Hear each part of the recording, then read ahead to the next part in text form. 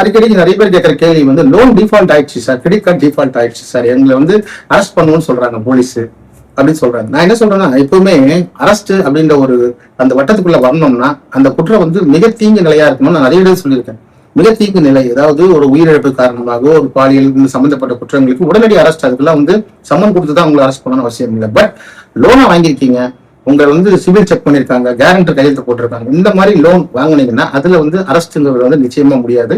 ஆனால் பின்வரும் ஒரு விதிவிலக்கு உட்பட்டு, அதாவது நீங்க லோன் வாங்குறீங்க, அந்த சமயத்துல வந்து ஒரு சேலரி நீங்க வேலையிலே இல்லை, ஆனாலும் ஒரு இடத்துல வேலை செய்யற மாதிரி ஒரு சர்டிபிகேட் ரெடி பண்ணி கொடுத்து அந்த லோன் வாங்குறீங்கன்னா அது ஃபோர்ஜரி.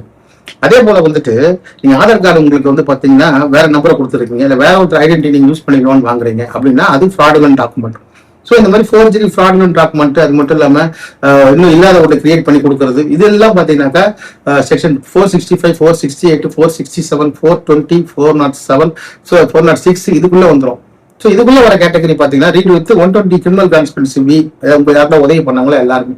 ஸோ இப்படிப்பட்ட செக்ஷன்கள்லாம் வரும்போது நிச்சயமா அது ஒரு கிரிமினல் கேஸ், அதுல தண்டனை கிடைக்க வாய்ப்பு இருக்கு. ஆனால் இன் கேஸ் உங்களுக்கு வந்து பாத்தீங்கன்னா ஒன்லி சிவில் மட்டும் இருக்கு, சிவில் மட்டும் தான் இருக்கு உங்களுக்கு, அதை வச்சு லோன் கொடுக்குறாங்க.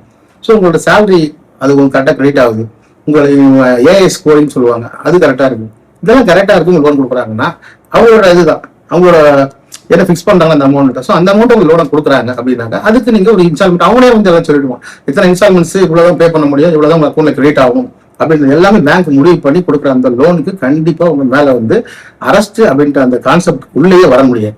ஏன்னா ஆஃபர் பண்றதே பேங்க் தான், அவங்க தான் கொடுக்குறாங்க, வாலண்டியரா கொடுக்கறது பேங்க். ஸோ அதுல சீட்டிங்ன்றத வந்து பேங்கால நிச்சயமா எந்த காலகட்டத்திலையும் ப்ரூவ் பண்ண முடியாது. ஸோ இந்த மாதிரி விஷயங்களை பேங்க் ப்ரூவ் பண்ண முடியாதனால இதுல அரெஸ்ட் இருக்க வாய்ப்பு இல்லை.